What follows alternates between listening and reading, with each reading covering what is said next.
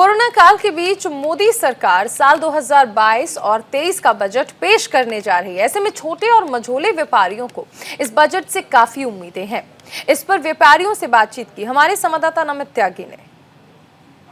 5 राज्यों के अंदर मचे चुनावी घमासान के बीच मोदी सरकार 1 फरवरी को साल 2022 और 23 का बजट पेश करेगी, लेकिन इस बार बजट से जो है छोटे व्यापारियों को और दुकानदारों को काफ़ी ज़्यादा उम्मीदें हैं, क्योंकि कोरोना की सेकेंड वेव और थर्ड वेव में जिस तरीके से व्यापारियों की कमर टूट गई, लगातार वो कोशिश कर रहे हैं उभरने की। ऐसे में सरकार से इनकी क्या उम्मीदें हैं इस बार बजट से? सरोजनी नगर मार्केट के अंदर और इस मार्केट के दुकानदारों ने भी काफ़ी नुकसान झेला है। खुद Sarojini Nagar mini market association के प्रेसिडेंट अशोक रंधावा जी हैं, इसके साथ साथ तमाम जो यहाँ के बड़े दुकानदार हैं वो भी हैं। सर, पहला सवाल, बजट आ रहा है 1 फरवरी को, आखिर इस बार क्या उम्मीदें हैं बजट से आप?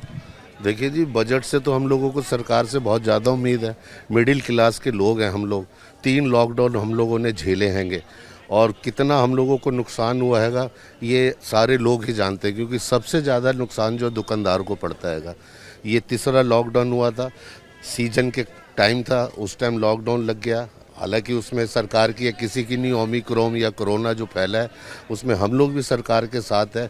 हर चीज़ महंगी हो गई है।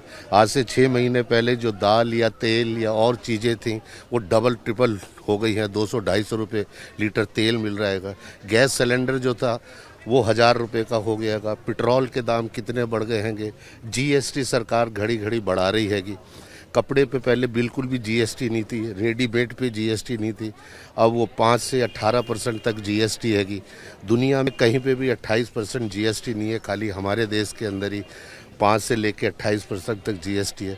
टैक्सेस के अंदर रिबेट देना चाहिए सरकार को, और कोई ऐसा इमरजेंसी पैकेज हम लोगों के लिए, दुकानदारों के लिए देना चाहिए कि जिससे हम लोगों को एकदम राहत मिले। अच्छा, आपको क्या लगता है इस बार क्या उम्मीद है सरकार से, क्या डिमांड करते हैं बजट की?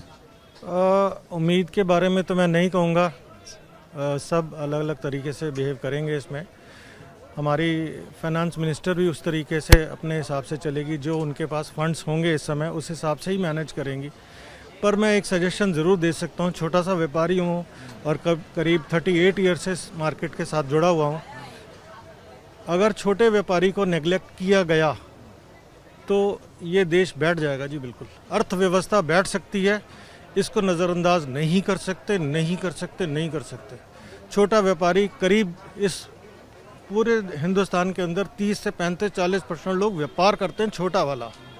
बड़े व्यापारी तो अपना कमा लेंगे, अमेज़ॉन भी कमा लेगा और भी लोग कमा लेंगे। हम जैसे लोगों को अगर आप बेरोज़गार कर दोगे किसी भी तरीके से, चाहे वो कोरोना हो या कोई बात हो, हमारे लिए एक्स्ट्रा पैकेज तो होना ही चाहिए।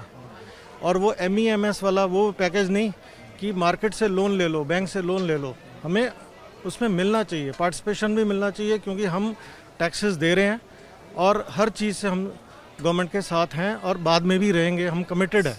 तो बिल्कुल, अगर हम बात करें तो कोरोना की पहली, दूसरी और तीसरी वेव में जो छोटे और मिडिल क्लास के जो व्यापारी वर्ग हैं वो सबसे ज़्यादा नुकसान में गए हैं। ऐसे में तमाम व्यापारियों को कई सारी जो उम्मीदें हैं वो इस बार के बजट से, हालांकि सरकार जो है वो जरूर सोचेगी, क्योंकि अभी जो एक्सपर्ट्स जो बता रहे हैं उनका कहना है कि सरकार इस बार छोटे व्यापारियों को और मिडिल क्लास व्यापारियों को कुछ वित्तीय सहायता दे सकती है। हालांकि वो वित्तीय सहायता क्या होगी ये तो 1 फरवरी को ही पता लगेगा, लेकिन इतना जरूर कह सकते हैं कि यहाँ पर जितने भी व्यापारी वर्ग के लोग थे, इनका एक और भी कहना है कि अगर आने वाले समय में, फ्यूचर में सपोज कीजिए कि अगर लॉकडाउन लगता है तो उसको ध्यान में रखते हुए भी सरकार को बजट के अंदर इन व्यापारियों के लिए कुछ बड़ी घोषणा करनी चाहिए।